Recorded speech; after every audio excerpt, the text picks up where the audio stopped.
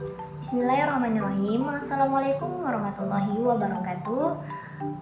Perkenalkan, nama saya Noverika Nur Afifah, NIM 2011115. Saya dari Fakultas Tarbiyah Prodi Pendidikan Agama Islam dari kampus Institut Agama Islam Negeri Syekh Abdurrahman Siddiq, Bangka Belitung. Nah, di sini saya akan menjelaskan tentang faktor apa saja sih yang membuat kita kesulitan dalam belajar. Video ini saya buat untuk memenuhi tugas ujian tengah semester mata kuliah Psikologi Pendidikan yang dosen pengampunya yaitu Ibu Miska Zulfa, SPDI MA.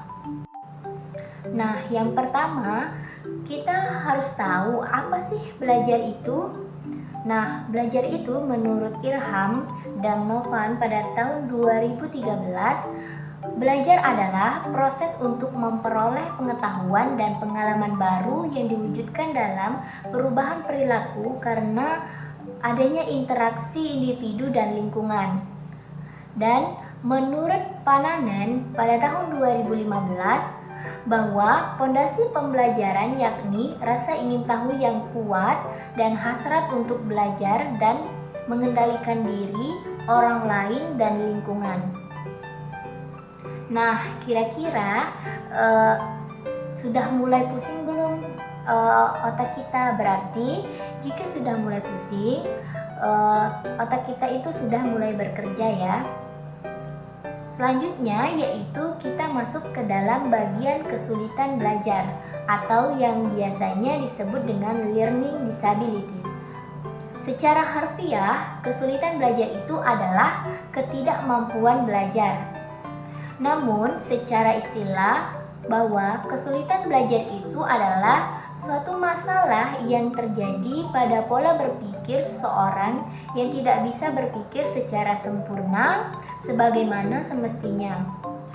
Kesulitan belajar ini juga menjadi penyebab peserta didik sulit untuk menangkap materi yang dipelajari peserta didik tersebut. Nah, selanjutnya kita masuk ke bagian faktor-faktor dalam kesulitan belajar. Faktor-faktor dalam kesulitan belajar ini dibagi menjadi dua, yaitu faktor internal dan faktor eksternal. Nah, apa saja sih yang faktor internal dan faktor eksternal tersebut? Nah, faktor yang pertama yaitu faktor internal. Faktor internal terbagi menjadi dua, yaitu faktor biologis dan faktor psikologis. Faktor biologis ini kondisi jasmani yang dapat mempengaruhi sulit atau tidaknya kita mencerna atau memahami mata pelajaran tersebut. Nah, karena apa? Karena ketika kita belajar atau dalam proses pembelajaran, namun kondisi kita itu tidak mendukung, misalnya sedang sakit, sedang tidak enak badan, dan lain-lainnya, maka ini akan mempengaruhi bagaimana kita melakukan pembelajaran tersebut. Karena ketika kita tidak sehat atau kita sedang sakit, maka akan mengganggu konsentrasi sehingga kita tidak dapat mencerna apa yang dijelaskan oleh guru tersebut. Nah, yang kedua yaitu faktor psikologis. Faktor psikologis ini dibagi menjadi 5. Yang pertama yaitu motivasi belajar. Motivasi belajar yaitu dorongan atau kemauan kita untuk mempelajari pelajaran tersebut atau dorongan untuk kita mau belajar.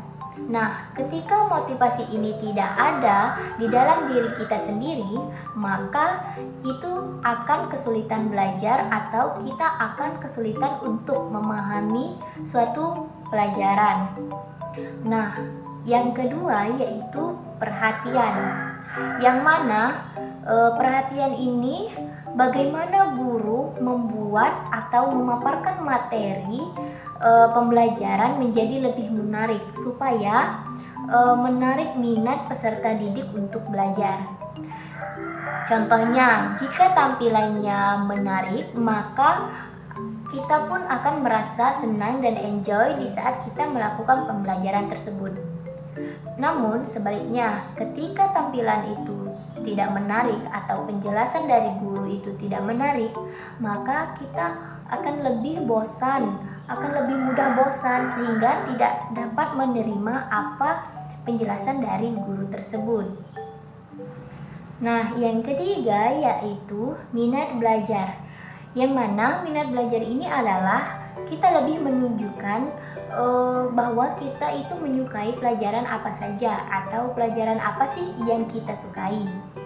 Nah, ketika kita tidak menyukai suatu pelajaran tersebut, maka kita juga tidak akan mempelajarinya lebih mendalam atau kita itu hanya sekedar belajar saja. Maka dari itu, akibat tersebut kita akan kesulitan belajar karena tidak dapat menyukai pelajaran tersebut. Yang keempat yaitu kebiasaan belajar. Kebiasaan belajar ini adalah bagaimana perilaku kita untuk membiasakan belajar atau membiasakan mempelajari materi-materi secara rutin. Nah, ketika kebiasaan belajar itu ada yang salah, maka kita tidak bisa memahami lebih dalam mata pelajaran tersebut. Misalkan, kebiasaan belajar yang baik itu adalah mempelajari ulang apa yang disampaikan oleh guru setelah menjelaskannya. Nah, ketika kita membiasakan hal tersebut dan jika kita tidak melaksanakannya, maka kita akan sulit untuk memahami mata pelajaran tersebut. Yang terakhir yaitu tingkat kesukaran, yang mana tingkat kesukaran ini bagaimana sulitnya mata pelajaran ini untuk dipelajari. Tentunya ketika kita sulit, maka ada sedikit orang yang sulit juga untuk memahami lebih dalam lagi. Nah, yang selanjutnya kita akan menjelaskan tentang faktor eksternal. Faktor eksternal dibagi menjadi 3. Yang pertama yaitu faktor lingkungan keluarga. Faktor lingkungan keluarga yang pertama itu adalah motivasi belajar dari orang tua.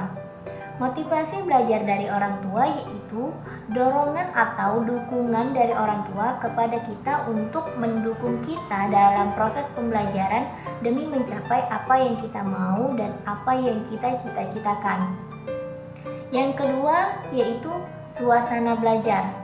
Ketika suasana di rumah atau di tempat manapun ketika kita belajar itu tidak kondusif, misalnya atau contohnya ketika banyak orang dan kita tidak bisa berkonsentrasi ketika belajar, maka kita akan sulit untuk memahami suatu pelajaran tersebut.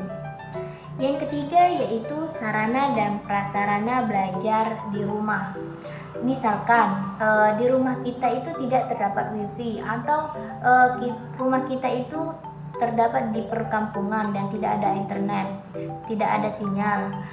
Kita tidak bisa belajar dan kita juga tidak mempunyai buku, maka kita tidak bisa memahami dan belajar pelajaran tersebut. Dan itulah salah satu faktor kenapa kita tidak bisa memahami suatu mata pelajaran tersebut. Yang terakhir yaitu lingkungan tempat tinggal kita. Ketika lingkungan ini tidak kondusif, misalnya berisik atau di tengah-tengah pabrik, di tengah-tengah jalan raya, maka kita akan sulit untuk berkonsentrasi ketika kita belajar. Yang kedua yaitu faktor lingkungan sekolah. Faktor lingkungan sekolah itu ada cara penyajian guru. Ketika guru menyajikan materi menggunakan metode atau strategi yang itu saja, yang tidak pernah berubah. Ketika seandainya ia menjelaskan menggunakan ceramah, maka kita juga akan bosan mendengarkannya, atau kita akan bosan memahami dan tidak ada cara-cara yang menarik untuk membuat kita tertarik untuk mempelajari pelajaran tersebut. Yang kedua yaitu hubungan guru dengan peserta didik. Nah, ketika hubungan guru dengan peserta didik itu tidak baik, maka pada saat pembelajaran pun kita tidak akan memperhatikan apa yang disampaikan oleh guru tersebut. Dan kita tidak ada kemauan untuk mempelajari lebih lanjut mata pelajaran yang diajarkan oleh beliau. Tetapi jika hubungan kita dengan guru tersebut baik, maka kita itu akan menerima penjelasan dari guru tersebut. Yang terakhir yaitu lingkungan masyarakat. Di antaranya yaitu sikap teman sebaya atau sikap teman kita sendiri. Ketika kita bergaul, misalnya dengan teman yang motivasi belajarnya tinggi, maka kita akan terbawa juga dorongan belajarnya. Namun, ketika kita bergaul dengan orang yang misalnya dengan pembelajarannya kurang, maka kita juga akan terbawa malas saat mau belajar. Tetapi itu tidak termasuk faktor yang mempengaruhi ya, tergantung diri kita sendiri bagaimana cara kita berteman, karena kita boleh berteman dengan siapapun asalkan kita tahu batasan tersebut. Nah, itu saja faktor-faktor yang membuat kita kesulitan belajar menurut saya. Intinya semua itu tergantung kepada diri kita sendiri dan kemauan kita sendiri. Sedikit motivasi yang pernah saya dengar yaitu bahwa jangan pernah berpikir untuk menyerah, karena jika Anda mau berusaha dan kemungkinannya yang ada, maka Allah akan membantumu melaluinya. Intinya, teruslah berusaha, semua usaha pasti ada jalannya. Mungkin itulah pemaparan materi dari saya. Kurang lebihnya saya mohon maaf, kepada Allah saya mohon ampun. Nun wal qalami wa ma yaskurun fastabiqul khairat. Wassalamualaikum warahmatullahi wabarakatuh.